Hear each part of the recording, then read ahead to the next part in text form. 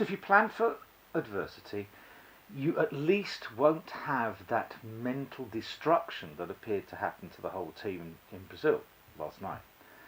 If you have a puncture, if you fall over, if you don't have quite the swim you wanted to have, what's your plan for the rest of the race?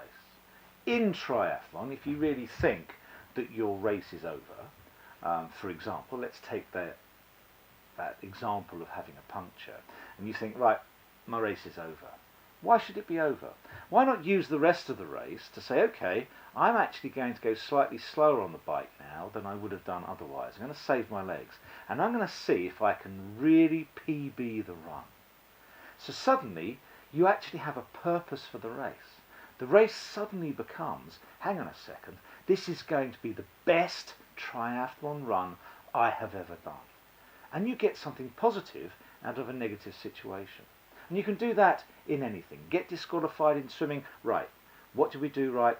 What did we do wrong? We're going to take that into the next race, and in the next race we're not going to do that thing that went wrong, but we're actually going to improve on the PB we actually did have this time.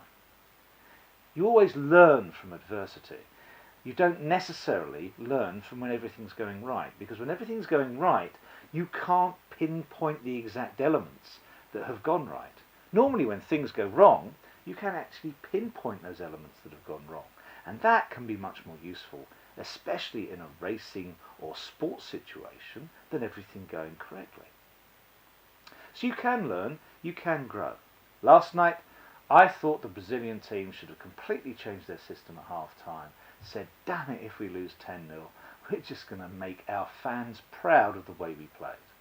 And their fans would have gone away happy, perhaps, not so happy they lost, but happy that they played the way they want the Brazil team to play. And I get excited when I watch Brazil, because I want them to play that Brazilian way. I want to see that flair, that skill, that guile that the Brazilians have that most European teams don't have. Having said that, I think that the Germans last night played an absolute blinder. What I want you to do is play a blinder when you race or train or do something else. And if you hit adversity, have a what-if plan if something goes wrong. Okay, that's it for this week.